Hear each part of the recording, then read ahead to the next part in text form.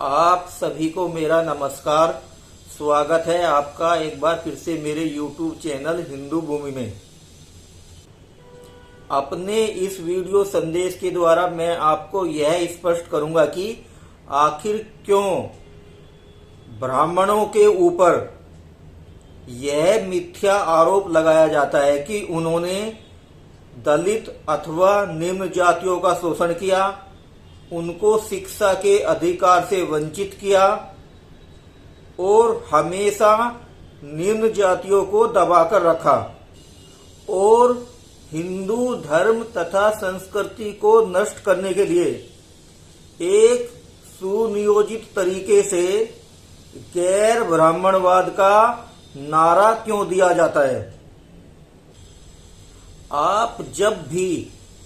भारतीय इतिहास के पन्नों को पलटकर देखेंगे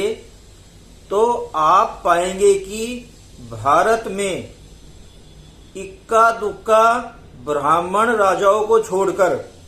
हमेशा गैर ब्राह्मण हिंदू राजाओं ने ही राज्य किया है। चाहे वो फिर मौर्य वंश के राजा रहे हों, चाहे वो गुप्त वंश के राजा रहे हों, चाहे पासी राजा रहे हों, जैसे कि बहराइच में सुहेल देव नाम के पासी राजा ने राज किया था, जिनकी जाति पासी थी। चाहे निषाद वंश ने राज किया हो, चाहे चंवर वंश यानी कि चर्मकार वंश के राजाओं ने राज किया हो, चाहे गडरिया जाति के राजाओं ने राज किया हो, चाहे कुशवाहा यानी कि कछुआ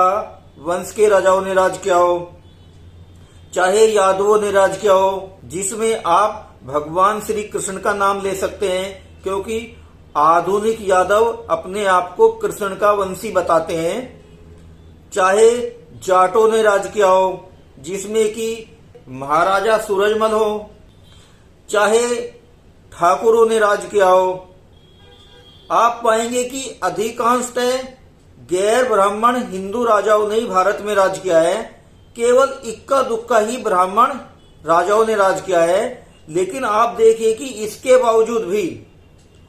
भारत में वामपंथी और लिबरल लोग या आज के कथित दलित नेता यही राग अलापते हैं कि भारत में ओबीसी दलित तथा निम्न जातियों को ब्राह्मणों ने दबाकर रखा है, उनका शोषण किया है तथा उन्हें शिक्षा के अधिकार से वंचित रखा है। जबकि मेरे अनुसार यह एक झूठा और मिथ्य आरोप है। यहाँ पर ऐसा नहीं है कि मैं ब्राह्मणों को क्लीन चिट दे रहा हूँ, लेकिन जरा आप बुद्धि से सोचिए, जब ब्राह्मणों ने राज ही नहीं किया है तो फिर ब्राह्मणों ने कैसे गैर ब्राह्मणों अथवा निम्न जातियों को दबाकर रखा होगा और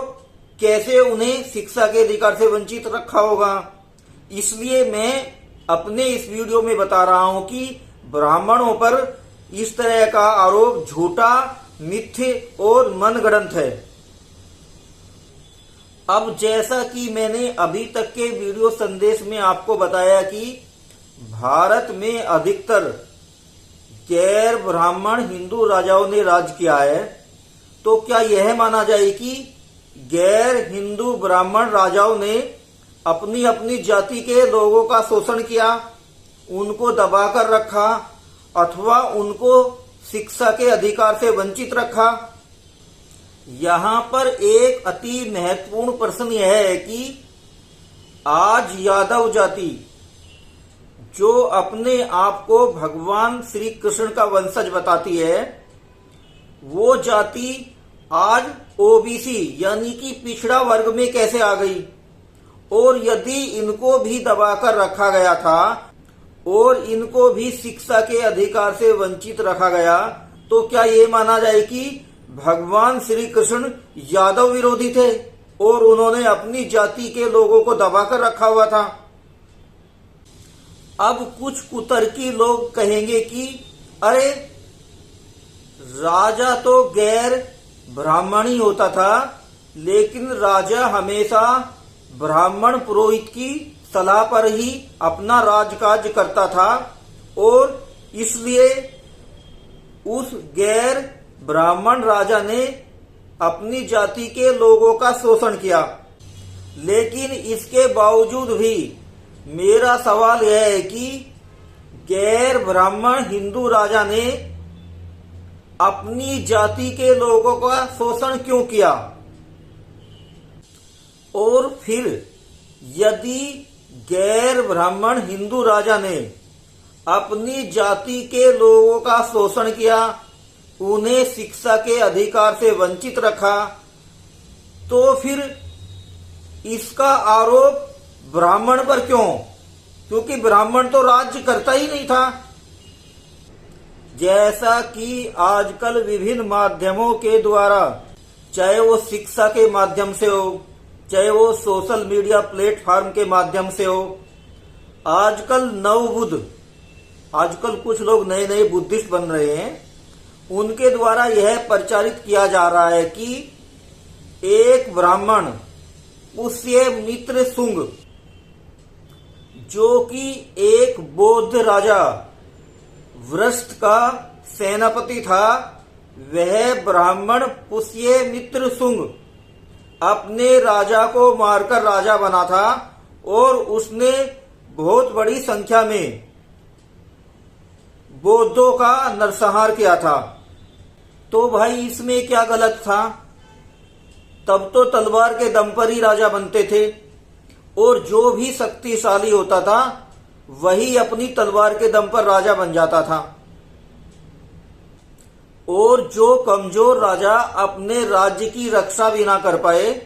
वह राजा कैसे बना रह सकता था? ऐसे में यदि पुष्यमित्र शुंग ब्राह्मण ने बौद्ध राजा वृष्ट का सर काटकर राज्य हत्या लिया और स्वयं राजा बन गया, ऐसा करने पर पुष्यमित्र शुंग गलत कैसे हुआ? यहाँ पर एक महत्वपूर्ण बात और यह भी है कि आप सोचिए जरा, यदि निम्न जाति के लोगों को ब्राह्मणों ने दबाकर रखा, उनका शोषण किया, उनको शिक्षा के अधिकार से वंचित रखा, तो आप देखिए फिर इनकी आबादी इतनी कैसे बढ़ गई है। यदि इनको दबाकर रखा गया होता और इनका शोषण किया गया होता तो उस हिसाब से तो ब्राह्मणों की आबादी निम्न जाति के लोगों से ज्यादा होनी चाहिए थी। इसी से पता चलता है कि इस तरह का आरोप ब्राह्मणों पर गलत है। मेरे इस वीडियो संदेश से आप सभी को यह स्पष्ट हो गया होगा कि ब्राह्मणों पर गैर ब्राह्मणों तथा निम्न जातियों के शोषण का आरोप तथा गैर ब्राह्मणों तथा निम्न जातियों को शिक्षा के अधिकार से वंचित रखने का आरोप पूरी तरह से मिथ्या, झूठा तथा मनगढ़ंत है तथा यह हिंदू धर्म तथा हिंदू संस्कृति को मिटाने के लिए हिंदू विरोधियों तथा वामपंथियों की एक साजिश है। और मैं तो ये कहता हूं कि ये पूरी तरह से हिंदू धर्म तथा संस्कृति को मिटाने के लिए एक षड्यंत्र रचा जा रहा है। भारत में हिंदू विरोधियों तथा वामपंथियों के द्वारा गैर ब्राह्मणवाद का नारा क्यों दिया जा रहा है? उन पर इस तरह का झूठा अथवा मिथ्या आरोप क्यों लगाया जा रहा है कि उन्होंने भारत में गैर ब्राह्मणों तथा निम्न जातियों को शिक्षा के अधिकार से वंचित रखा, उनका शोषण किया, जबकि भारत में अधिकांश समय तक गैर ब्राह्मण हिंदू राजाओं ने ही राज किया है। यह बताता हुआ मेरा ये वीडियो संदेश आपको कैसा लगा, कृपया करके आप मेरे को कमेंट बॉक्स में बताएं।